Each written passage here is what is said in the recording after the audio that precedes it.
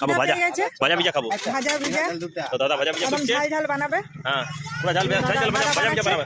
আলু ছোলা সব কিছু দিয়ে দেবে, একটু পেঁয়াজ দিবে ভালো করে। আর এই লঙ্কা দিচ্ছে, লঙ্কা এই যে ক্রেশার মেশিন লঙ্কা ক্র্যাশ হচ্ছে। দারুণ সিস্টেম। দারুণ সিস্টেম। লঙ্কাটা কিন্তু ঝাল থাকবে, এটা বেটে দিলে ঝালটা কমে যায়, এটা ঝালটা কমবে কি না। দারুণ দারুণ দারুণ দারুণ।